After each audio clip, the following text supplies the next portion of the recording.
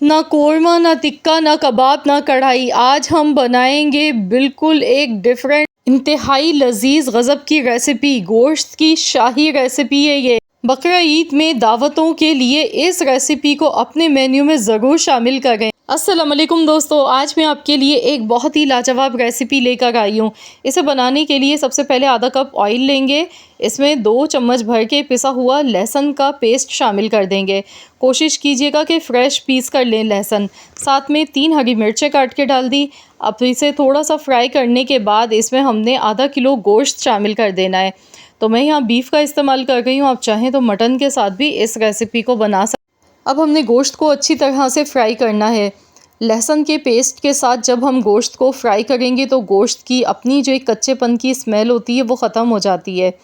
तो यहाँ पर गैस का फ्लेम हाई रखना है। हाई फ्लेम पर हमने इसे अच्छी तरह से फ्राई कर लेना है जब तक कि गोश्त का कलर चेंज नहीं हो जाता है।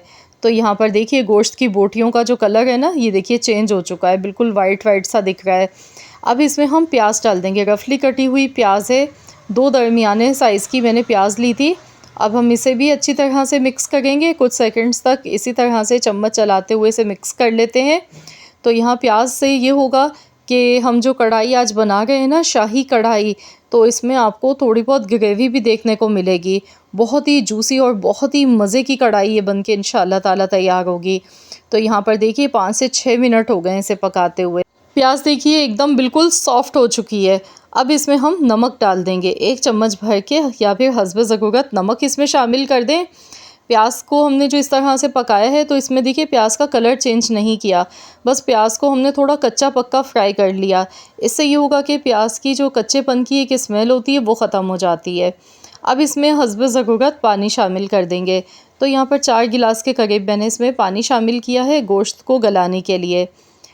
तो बस अब हम इसे कवर कर देते हैं। अभी इसमें हमने कोई मसाले कुछ भी नहीं डालना है, हमने पहले गोश्त को अच्छी तरह से गला लेना है। तो यहाँ टोटल गोश्त को गलने में 1 घंटा लग जाता है या 40 मिनट भी, बाज़ दफ़ा 40 मिनट में भी गोश्त गल जाता है, डिपेंड करता है गोश्त पर।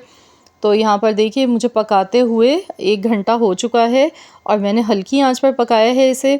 और पानी भी देखिए यहाँ खुश्क होने लगा है इसका, तो मैंने चेक कर लिया था बीच में 1-2 बार, गोश्त अच्छी तरह से गल चुका है। अब इसमें हम दही शामिल कर देंगे, 250 ग्राम दही इसमें शामिल करेंगे। दही डालने के बाद अब हम इसे एक बार पहले अच्छी तरह से मिला लेंगे, मिक्स करेंगे। उसके बाद फिर हमने हाई फ्लेम पर इसकी अच्छी तरह से अब भुनाई करनी है। तो फ्रेंड्स, आप जल्दी से मुझे कमेंट्स में ज़रूर बताएं कि आप किस कंट्री से या फिर किस सिटी से मेरी इस वीडियो को वॉच कर गए हैं। वीडियो पसंद आ गई है तो इस वीडियो को लाइक ज़रूर कीजिएगा। ये बहुत ही कम मिर्च मसालों के साथ बनने वाली बहुत ही वीआईपी रेसिपी है। अब इसमें हम 1 चम्मच भर के यानी कि 1 टेबल स्पून ज़ीरे का पाउडर, 1 टेबल स्पून कुटा हुआ धनिया इसमें शामिल कर देंगे। और इसके साथ ही जायफल जवतरी का पाउडर इसमें जाएगा 1/4 चम्मच। अब इसे अच्छी तरह से मिक्स करेंगे, भुनाई करेंगे इसकी। तो बस अच्छी तरह से इसकी भुनाई करनी है, क्योंकि जैसे ही हम इसमें दही डालते हैं तो दही डालने के बाद दही का पानी देखिए कितना सारा इसमें नज़र आ गया है। तो इसे अच्छी तरह से खुश्क कर लेना है, भूनते जाना है अच्छी तरह से। तो इसी तरीके से अपनी मसाले इसमें ऐड करने हैं। इस शदीद गर्मी के मौसम में बग़ैर किसी मेहनत के, बग़ैर किसी झंझट के आप मिनटों में बना सकते हैं ये बहुत ही मज़ेदार सी वीआईपी कढ़ाई। शाही कढ़ाई है ये, काली मिर्च के साथ बनती है। तो यहाँ मैंने इसमें 1 चम्मच काली मिर्च का पाउडर शामिल किया है। और अब इसका मेन इंग्रेडिएंट इसमें जाएगा दूध की मलाई। मैं दूध की मलाई 1 कप इस्तेमाल कर रही हूँ।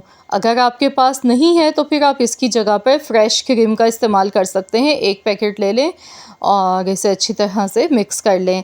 इससे बहुत ही क्रीमी और बहुत ही मज़ेदार सा फ्लेवर आएगा इसमें। तो इसे अच्छी तरह से मिक्स करेंगे। इसके साथ ही ऊपर से हरी मिर्चें इसमें डाल देंगे, थोड़ी सी 2-2 टुकड़ों में मैंने काट के ली हैं। 5 से 6 अदद हरी मिर्चें ली हैं मोटी वाली। अदरक कटी हुई इसमें डाली है, साथ में थोड़े से हरे धनिए के पत्ते शामिल कर दिए हैं। और आपने कोशिश करनी है काली मिर्चों का जो पाउडर है ना, वो आपने फ्रेश पिसा हुआ लेना है। अगर आपके पास पहले से पिसा हुआ पाउडर रखा है काली मिर्च का, वो आपने इस्तेमाल बिल्कुल भी नहीं करना है। आपने उसी टाइम ताज़ा काली मिर्चें पीस कर इसमें डालनी है, उससे बहुत अच्छी खुशबू आएगी। अब लास्ट में हमने एक स्टेप और करना है, इसमें स्मोक लगाना है, क्योंकि स्मोकी फ्लेवर इसमें बहुत ही मज़े का लगता है। तो यहाँ पर स्मोक इसमें लगाएंगे, फ़ौरन से इसे कवर कर देंगे बस 1 मिनट के लिए हमने ढक्कन लगाना है, क्योंकि अगर ज़्यादा देर तक हम स्मोक लगाते हैं तो फिर गोश्त में, मसालों में कड़वाहट आ जाती है स्मोक की। बस हम इसे थोड़ा सा बारबेक्यू का टच देंगे। तो यहाँ देखिए स्मोक का फ्लेवर बहुत ही अच्छा सा आ चुका है, बहुत ही ज़बरदस्त खुशबू इसकी आ गई है। आप इसकी लुक तो चेक करें, ये देखें माशाल्लाह अल्हम्दुलिल्लाह बहुत ही मज़ेदार सी शाही बीफ कढ़ाई बनके तैयार हुई है। अगर आपके घर आ गए हैं कोई ख़ास स्पेशल मेहमान, तो बस ये कढ़ाई बनाकर उन्हें खिला दें, यकीन मानिए वाह वाह करते नहीं थकेंगे। आपसे इसकी रेसिपी ज़रूर पूछेंगे, उन्हें बिल्कुल ऐसा फ़ील नहीं होगा कि आपने घर पे बनाई है, बिल्कुल ऐसे लगेगा जैसे किसी बहुत ही महंगे रेस्टोरेंट से आपने मंगाई है ये कढ़ाई। तो इस तरीके से आपने इसे बना के सर्व करना है। थोड़ी सी काली मिर्चों का पाउडर ऊपर से डालेंगे।